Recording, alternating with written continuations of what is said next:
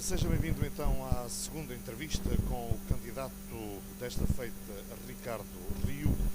É um homem que lidera a lista da coligação Juntos por Braga, tem 40 anos, é casado e pai de 3 filhas, nasceu na cidade de Braga e estudou em várias escolas, nomeadamente o Colégio Dublin, na Escola André Soares e nas escolas secundárias Carlos Amarante e Alberto Sampaio.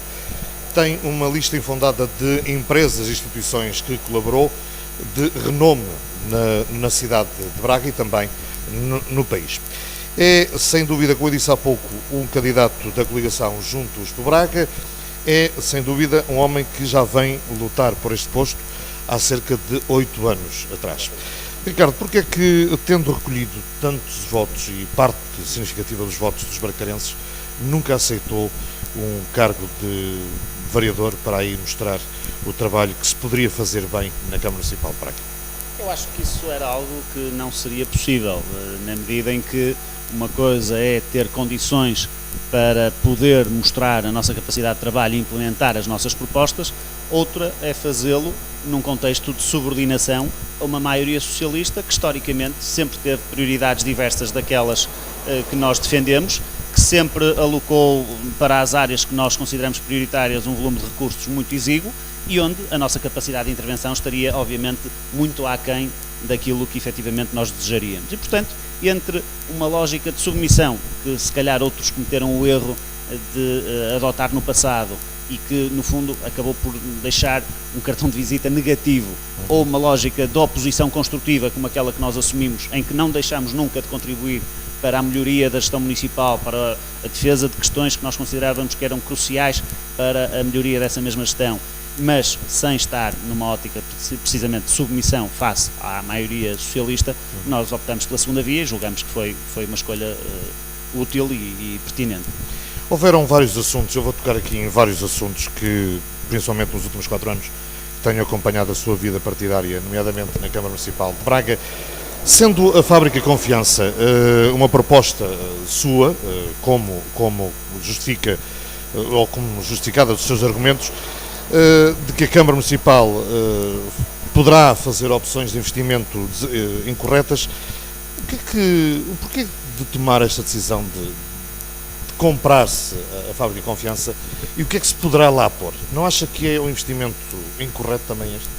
Não é neste sentido, já há muitos anos a esta parte, que não apenas todas as forças políticas da oposição, mas diria várias associações de defesa do património, associações cívicas, como o Projeto Braga Tempo, já há mais de uma década, que defendiam que este era um espaço que era o último legado da memória industrial bracarense e que deveria servir para ser colocado com diversas valências, não só como testemunho vivo dessa mesma memória, mas também ao serviço da comunidade com diversos equipamentos. Falou-se na altura de instalação de serviços da Junta de Freguesia de São Vítor, falou-se da própria instalação naquele espaço da rádio universitária, de várias vertentes culturais, de salas expositivas, de componentes de apoio ao empreendedorismo em algumas áreas, por exemplo, mais ligadas ao artesanato e às artes tradicionais, de apoio também, obviamente, a essa memória industrial, com não só o Museu da Fábrica Confiança, que é um dos equipamentos que está necessariamente previsto instalar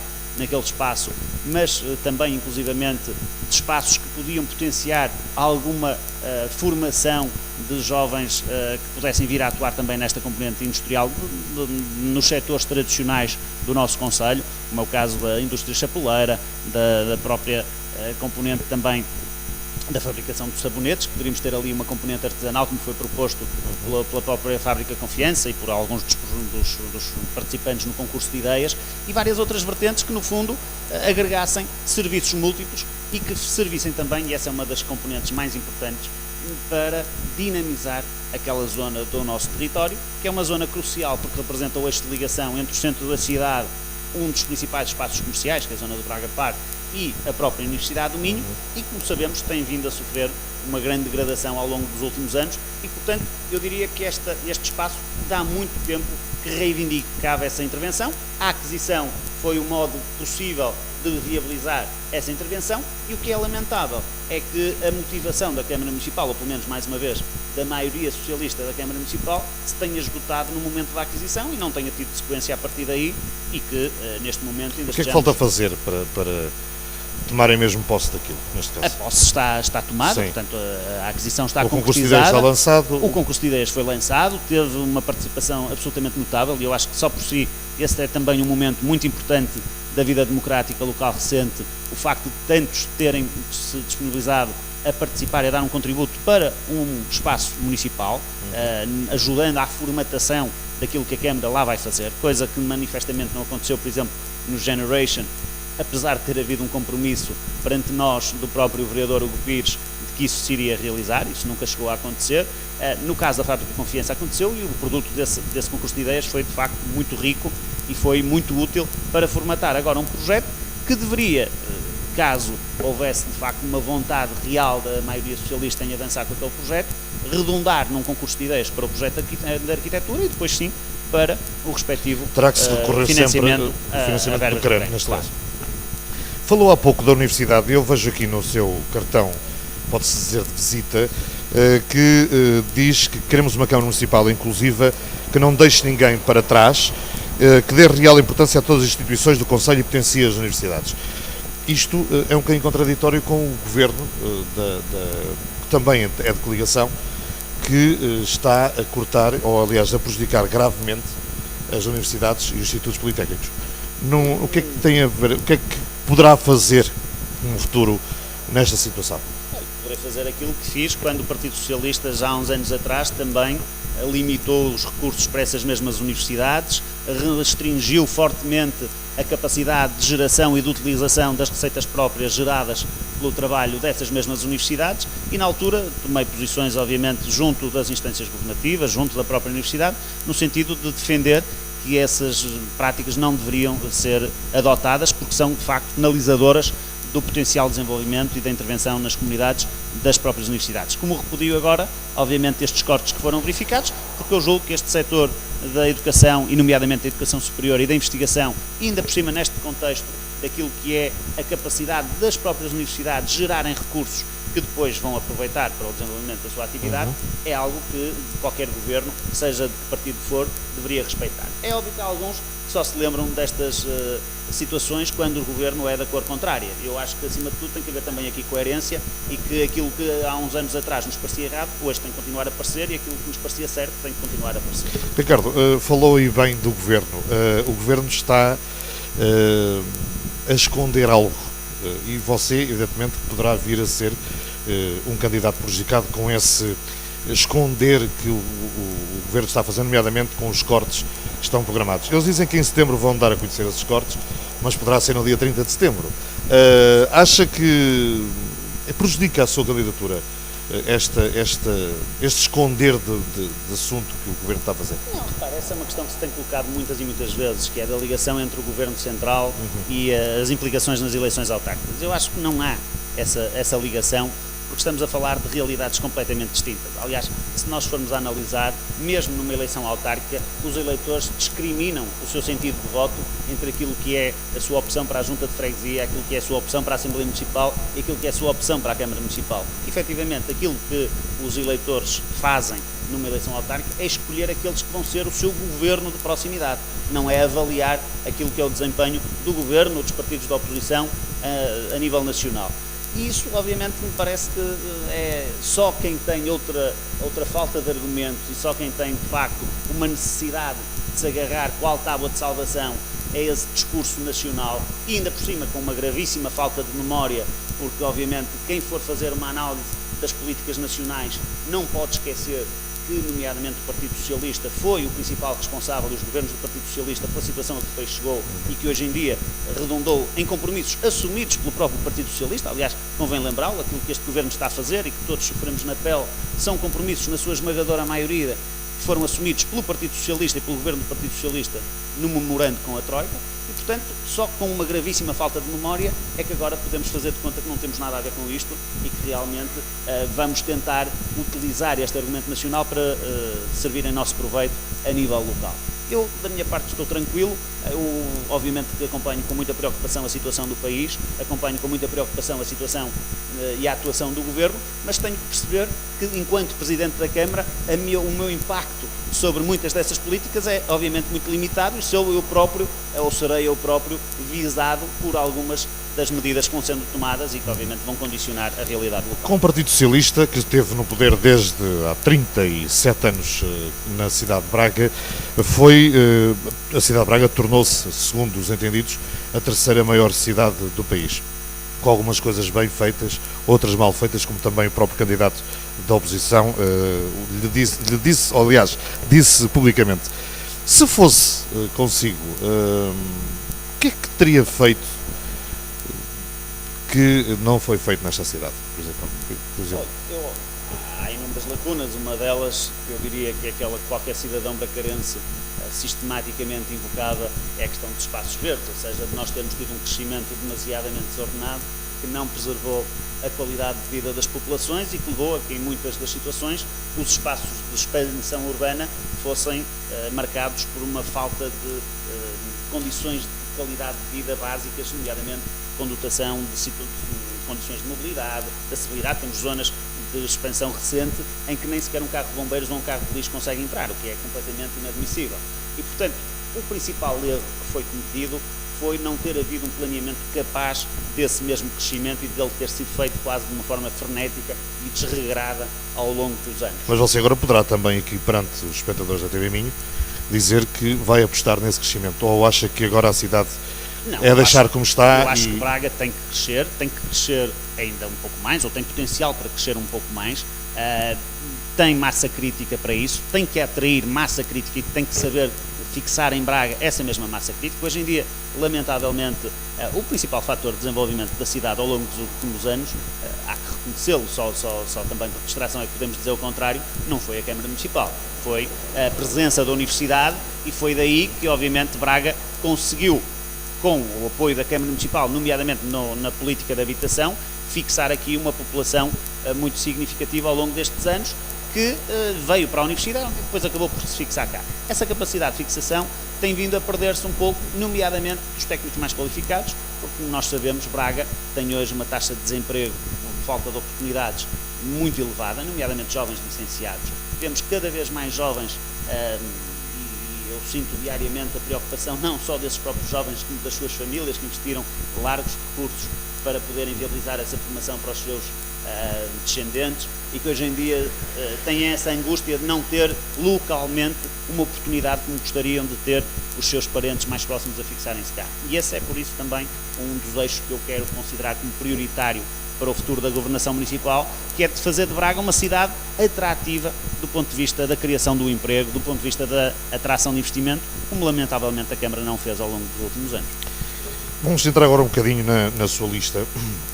E a questão é o seguinte, o senhor nunca foi presidente de junta, nunca foi presidente de Câmara, nunca teve cargos autárquicos.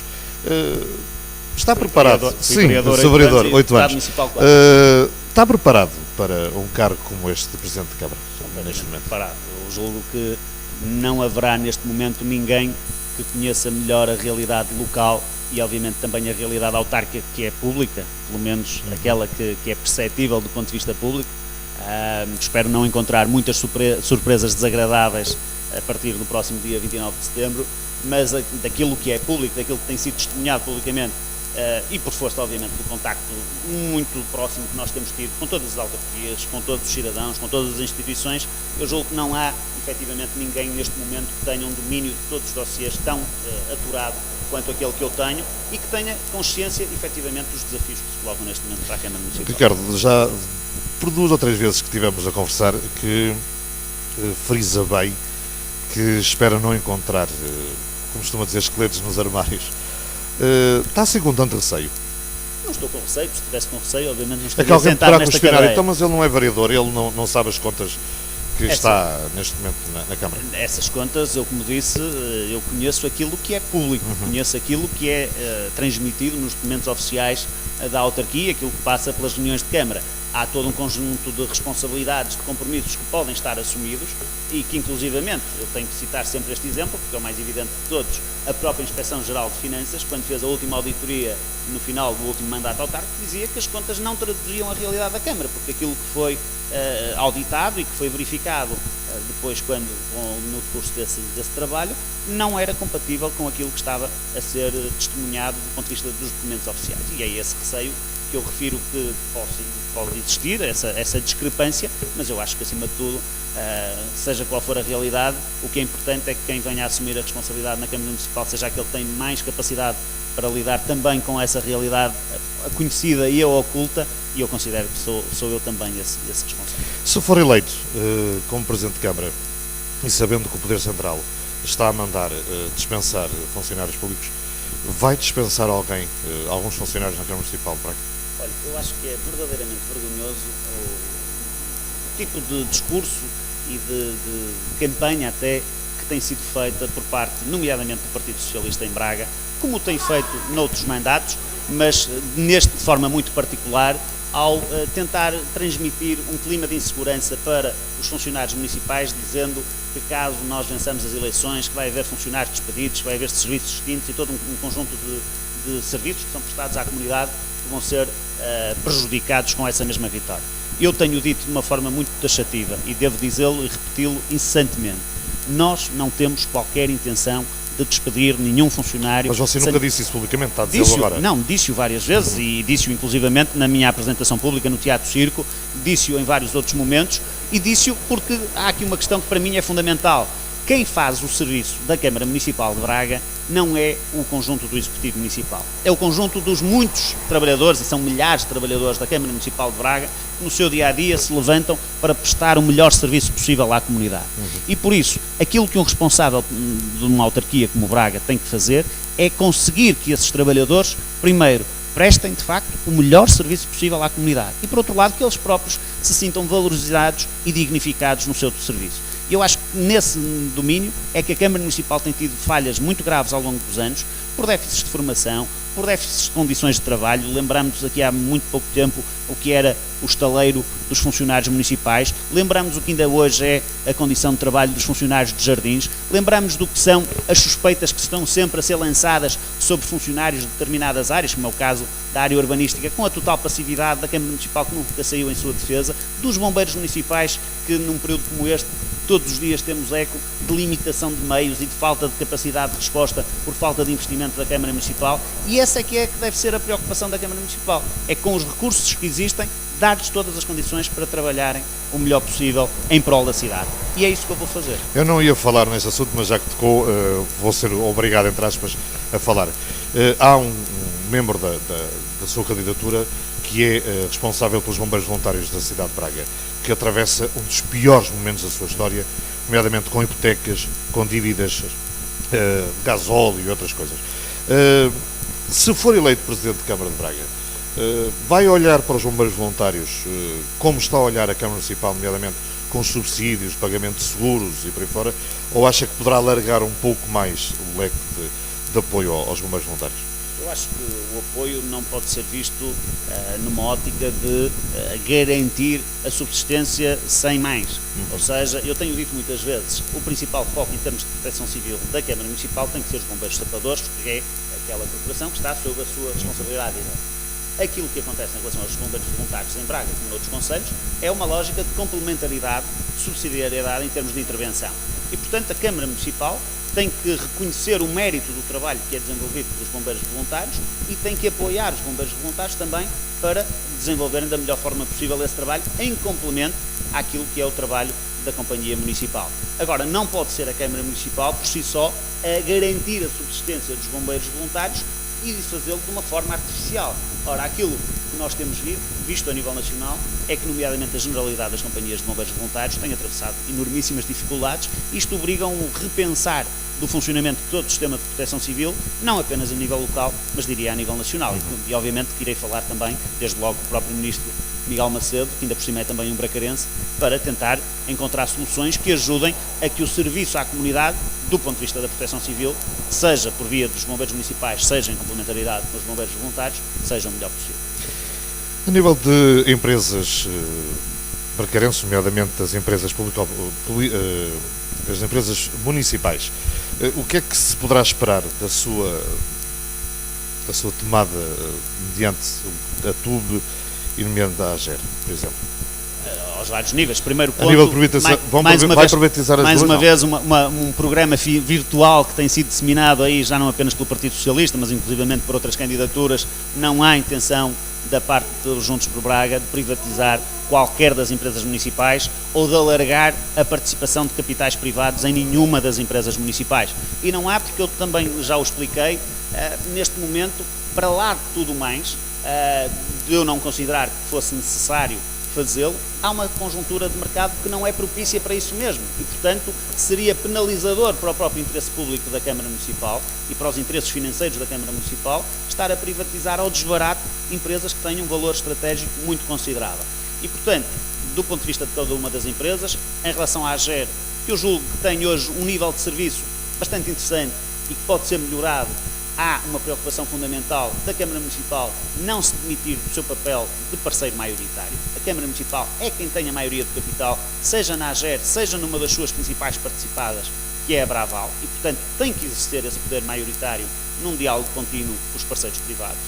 E isso reflete-se, desde logo, nas políticas tarifárias e em outras que, obviamente, têm que ser desenvolvidas, na conclusão da rede de saneamento e da água, que ainda não chega a toda a gente, chega a muita gente, mas não chega a toda a gente.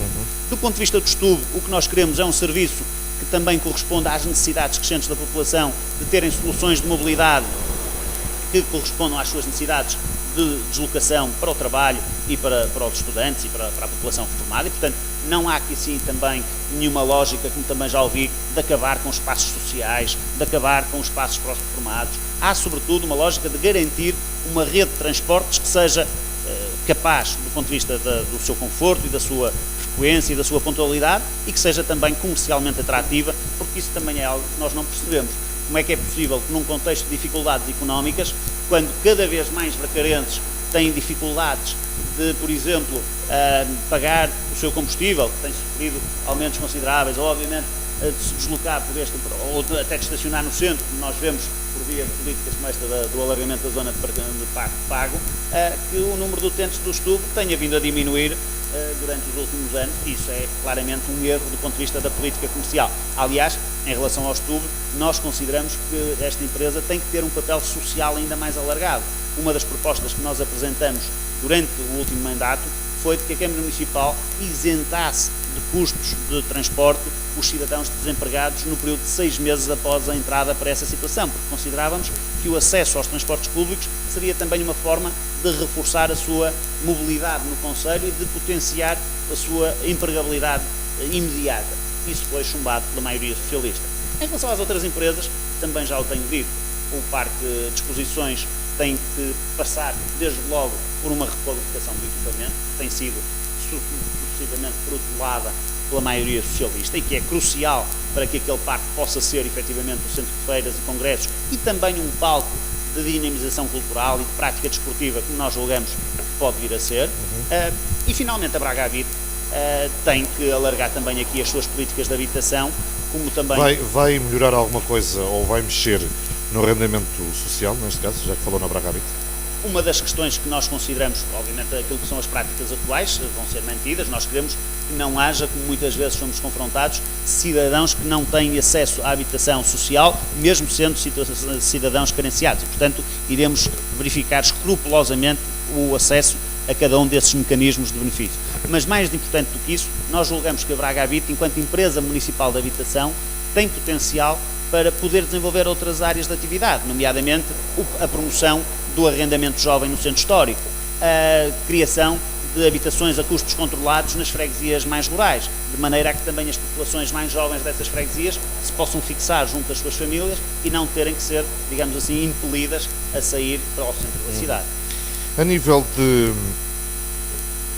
Sabe muito bem que durante este ano, o último ano, foi muito badalado o caso da reorganização das freguesias, houve agregação de freguesias.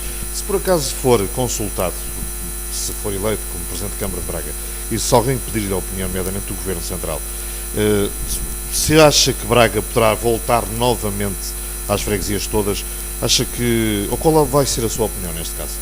Eu acho que não vai haver esse cenário. Não vai haver esse cenário. Aliás, quem o coloca está mais por exemplo, do PS, neste caso. Está mais uma vez a fugir à realidade.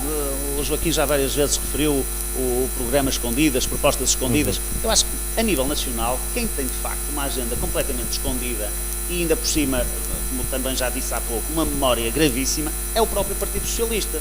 Porque as dificuldades que este governo encontrou e que obrigaram, em alguns casos, a medidas draconianas do ponto de vista do corte da despesa, são as mesmas dificuldades financeiras que um eventual governo do Partido Socialista irá encontrar. E nunca ouvimos, da parte dos responsáveis nacionais do Partido Socialista e muito menos dos responsáveis locais, qualquer indicação de qual é que seria a solução para resolver essas dificuldades que, inclusivamente, chegaram a pôr no tempo do próprio Partido Socialista, do governo anterior, em risco o pagamento dos salários aos funcionários públicos e, portanto, confrontados com essa situação, seria de perguntar onde é que o Partido Socialista iria ou por onde é que iria resolver a situação. Em relação à reorganização administrativa, a mesma situação exatamente.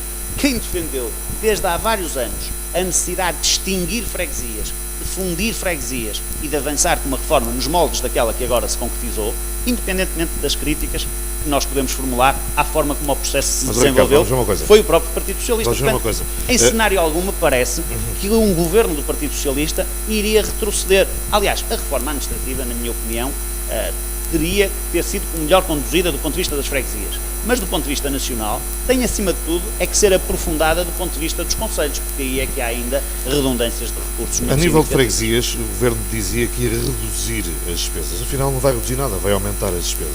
Não vai. Porque vai ter que se manter, vamos ver uma coisa, vamos imaginar Dume, Real e Semelha.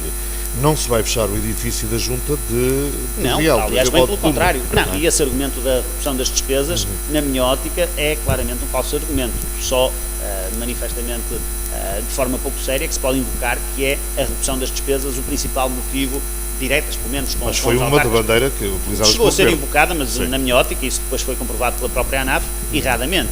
Portanto, eu não considero que esse seja argumento algum para reforma, para a agregação de freguesias. É o, sobretudo, e aí sim pode haver economias, do ponto de vista dos investimentos que são realizados em termos de planeamento num território mais integrado, não dos serviços propriamente ditos. Tanto assim que aquilo que eu tenho dito a todos os meus candidatos e que eu tenho garantido em todas as freguesias é que é necessário manter os serviços de proximidade, ou seja, falou no caso de Dume, Real e Semelho, as 3 juntas de freguesia, os edifícios das juntas de freguesia, têm que continuar a funcionar de serviço a cada uma das populações, porque não fazia sentido algum obrigar a população de Real a ir emitir certidões e tratados de mais assuntos a uma freguesia vizinha ou vice-versa. Portanto, aquilo que tem que haver é uma lógica de serviço de proximidade com uma gestão integrada. Temos mais 2 perguntas para lhe fazer. A primeira é que sabe com certeza que os seus acompanhantes e as pessoas que andam consigo andam com sede de poder, que querem ter um lugarzinho ao pé de si ou na Câmara Municipal. Acha que qual vai ser a sua política de nomeações nesse sentido? Eu disse-o já há vários anos a esta parte, que, obviamente, qualquer executivo municipal ou de qualquer governo, isso é uma hipocrisia fazer o contrário ou dizer o contrário, tem que se rodear de uma equipa da sua total confiança. Não faz sentido aquilo que nós assistimos muitas e muitas vezes, que é de organismos intermédios ou de direções intermédias funcionarem como contrapoder da implementação de uma determinada política. E, portanto, eu acho que só por hipocrisia é que se poderia admitir o contrário. Mas, obviamente, que não há também aqui assim uma lógica de sede de poder, como aquilo que o Joaquim estava a dizer, de agora enxamearmos os serviços municipais de quadros político-partidários, como lamentavelmente aconteceu ao longo das últimas 4 décadas. Aquilo que eu procurarei fazer é constituir uma equipa, eu e os meus vereadores, o mais restrita possível dentro de cada um dos nossos gabinetes e depois, do ponto de vista, por exemplo, numa situação que é clássica, que é das empresas municipais, eu irei buscar responsáveis para cada uma dessas empresas municipais com capacidade técnica, sobretudo com capacidade técnica, mais do que com capacidade política, para gerir cada uma das áreas. Foi algo que, lamentavelmente, não aconteceu no passado, ao ponto de, sem estar a citar exemplos, eu ter tido muitas vezes reuniões com administradores de empresas municipais que diziam que não conheciam praticamente nada daquela área e que, pronto, tinham a capacidade de gestão política, mas não tinham o domínio das áreas. Então, ao aliviar-se dessas pessoas, vai ter que dispensar alguém que está neste momento a trabalhar na Câmara, por exemplo? Não, na Câmara Municipal não, porque... Ou nos serviços, neste caso? nos serviços aos quadros políticos, aos quadros da Câmara. Portanto, os quadros Espera políticos não são quadros da demissões- Câmara Municipal. Espera algumas demissões ou algum lugar à disposição, nomeadamente da TUB, nomeadamente da AGER. As administrações do Estado e da AGE, de todas as empresas municipais, são, por lei, nomeadas pela Câmara Sim, Municipal. mas E, ao ver portanto, agora o novo Presidente, eles poderão pôr o lugar à não, disposição. os mandatos coincidem normalmente com os mandatos autárquicos, portanto aí nem sequer se coloca essa questão. Mais uma pergunta, e sei que vou tocar se calhar numa ferida. A colocação da estátua do Cónigo Melo, vocês nem disseram sim nem não, foi um ninho. Como é que acha que os bracarenses vão olhar para esse ninho dado por vocês? Eu tenho falado com muitas pessoas sobre esse assunto e eu acho que, pelo menos até hoje, a esmagadora maioria das pessoas perceberam a nossa posição. Eu, pessoalmente, e julgo que boa parte dos meus vereadores, não tem absolutamente nada a colocar em relação à pessoa do Monsenhor Cónigo Melo. Acham que foi uma pessoa que teve uma intervenção social relevante em vários domínios e, do ponto de vista social, teve também um contributo importante. Você teve lá um homem onde você deposita muita confiança, o Bandeira. Acha que Não. foi uma foto mal tirada a presença dele neste caso? É aquilo que eu queria dizer, não. Aliás, eu tive a oportunidade de falar com o professor Miguel Bandeira e eu acho que, acima de tudo, nestas matérias, nós não podemos violar consciências e, portanto, cada um é livre de atuar em consonância com a sua consciência. Portanto, eu queria distinguir aquilo que é a componente da intervenção cívica e comunitária do Cónigo Melo, que eu reconheço, e aquilo que é a intervenção política que outros criticam e que, obviamente, repudiam de uma forma mais ou menos veemente. E, nesse sentido, aquilo que nós invocamos e que justificou a nossa abstenção tem precisamente a ver com esse aspecto. É que, independentemente de méritos que se possam reconhecer ou não individualmente à personalidade em causa, nós não podemos avançar com uma homenagem desta natureza se não houver um consenso alargado na sociedade civil. Porque é, efetivamente, criar fraturas desnecessárias numa altura em que nós temos que, acima de tudo, contribuir para agregar todos em torno de causas comuns. E, portanto, achamos que não era o tempo, não era o momento, não estava reunido esse consenso e, portanto, daí consideramos que a homenagem que não questionávamos não era, neste momento, oportuna e daí termos optado pela abstenção. Mais uma pergunta, antes de depois dar cerca de 30 segundos para fechar esta entrevista. Desde já agradeço também a sua Muito obrigado, colaboração. eu é que felicito a TV Minho por todo o trabalho que tem feito. Ora bem, já agora diga-me uma coisa, qual é o candidato que tem mais receio nestas eleições autárquicas aqui em Braga? Do ponto de vista dos meus opositores, Sim, sim. é o candidato de abstenção. Acho que Braga, ao longo dos últimos atos eleitorais, acabou por registar uma falta de cidadãos às mesas de voto muito significativa, exagerada. Diria que contribuiu decisivamente para a manutenção do atual poder durante todos estes 37 anos e, portanto, eu acho que o principal candidato que eu devo combater é esse daqueles cidadãos que preferem ficar em casa do que exercer o seu direito de voto e dar a sua opinião neste ato eleitoral. É isso que vai fazer nestes 32 dias que faltam para as eleições autárquicas? Com certeza que sim. Eu acho que, acima de tudo, é importante dar uma mensagem às pessoas de que, mesmo aquelas que ambicionam a mudança e que criticam a forma como a Câmara Municipal tem sido governada, que se queixam de problemas na sua realidade direta, na sua rua, na sua freguesia, que só podem inverter esse estado de coisas participando e dando a sua opinião. E, portanto, votem. E votem bem, naturalmente. Ricardo, eu ia dizer mesmo isso, a Câmara é sua, tem 30 segundos para pedir o seu voto, neste caso. Portanto, caro bracarense, aquilo que lhe digo é que me sinto preparado para governar a Câmara Municipal, tenho uma equipa de enormíssima qualidade, com pessoas como o professor Miguel Bandeira, a professora Sameira Araújo, o Altino Bessa, a Lídia Dias, o Firmino Marques, que foi, na sua freguesia, um autarca exemplar, e, portanto, é uma equipa que reúne todas as competências para, numa lógica de proximidade e de contacto direto com a população ao longo do nosso exercício, poder servir efetivamente os bracarenses, poder mudar as suas prioridades da atuação municipal nos anos vindouros e potenciar o desenvolvimento de Braga, servir no dia a dia cada um dos bracarenses respondendo às suas preocupações, porque efetivamente é isso que um Presidente de Câmara tem que ser. Alguém que responde aos problemas dos seus cidadãos e que procura resolvê-los, e não resolver os problemas de quem está à frente do Executivo Municipal. Contem comigo, eu conto convosco necessariamente. Foi a entrevista possível com Ricardo Rio. Ficamos por aqui e agradeço mais uma vez a sua disponibilidade para estar connosco. Voltaremos numa próxima unidade com outro convidado, com outro candidato à Câmara Municipal de Braga. Foi um prazer estar consigo. Volte então connosco numa próxima oportunidade. Até lá, se Deus quiser.